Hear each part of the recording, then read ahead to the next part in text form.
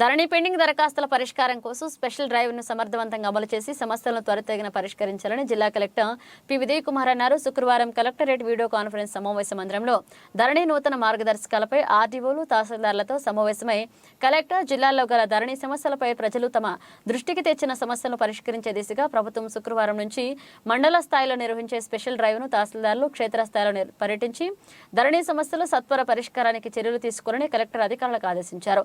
జిల్లా వ్యాప్తంగా ఉన్న 20 మండలాల్లో 2448 ఫిర్యాదులు ధరణి సమస్యలపై తమ దృష్టికి వచ్చాయని, వీటన్నింటికీ పరిష్కారం లభించే దిశగా అధికారులు క్షేత్రస్థాయిలో సమీక్షించి సమస్యలను పరిష్కరించాలని కోరారు. నేటి నుంచి నెల 9వ తేదీ వరకు ప్రతి మండలంలో ధరణి సమస్యలపై తహసీల్దార్ కార్యాలయంలో ప్రజలు తమ భూ సమస్యలు సంబంధిత ఫిర్యాదులు చేస్తున్న వాటి వివరాలను సంబంధిత తహసీల్దార్ కార్యాలయంలో తమ ఫిర్యాదులను సమీక్షించుకోవాలని కలెక్టర్ ఈ సందర్భంగా జిల్లా ప్రజలను కోరారు.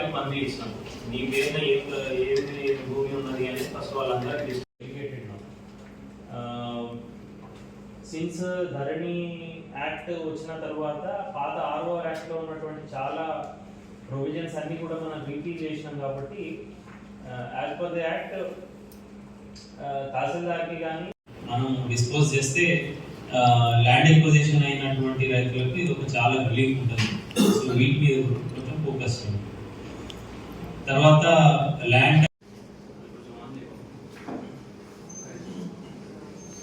ఈ రోజు నుంచి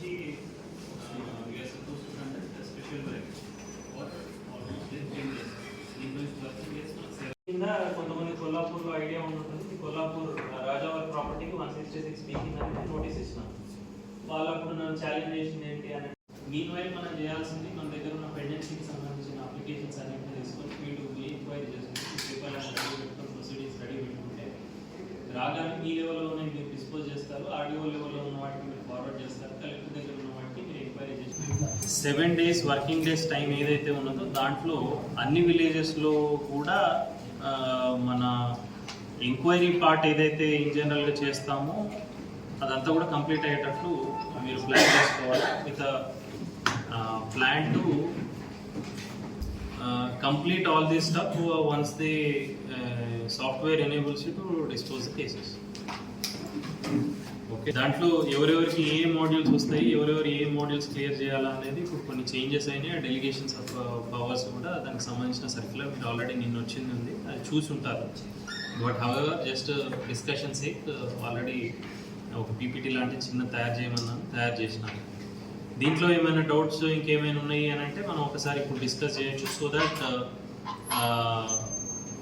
you know when the actual process starts ఈజియర్గా అవుతుంది.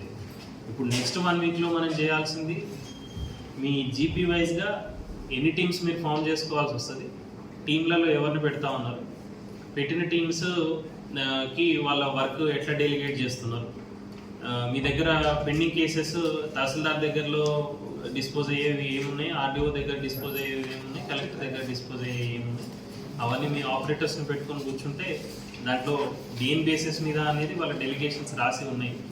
సో మన దగ్గర ఫర్ ఎగ్జాంపుల్ పీడీసీలు ఆ TM33 ఏవైతే ఉన్నాయో మోస్ట్లీ పెండెన్సీ వాటిలోనే ఉంది. More than I think around 60 to 70% of the pendency, 70 or 80% of the pendency TM33లోనే ఉంటుంది. దాంట్లో లెస్ దెన్ 5 lakhs ఉన్నాయన్నీ కూడా ఆర్డీఓకి డెలిగేట్ చేయడం జరిగింది. మన దగ్గర 5 lakhs దాటి ఉన్నటువంటి TM33 కేసెస్ ప్రాబబ్లీ ఒక 2 to 5% ఉంటాయో తక్కువ ఉంటాయి. సో నా దగ్గర డిస్పోజ్ చేసే ఓన్లీ 2% ఆఫ్ TM33సే ఉంటాయి. మిగిలినవి మీరు మీ ఆర్డీఓ గారు కలిపి డిస్పోజ్ చేయాల్సిన కేసెస్.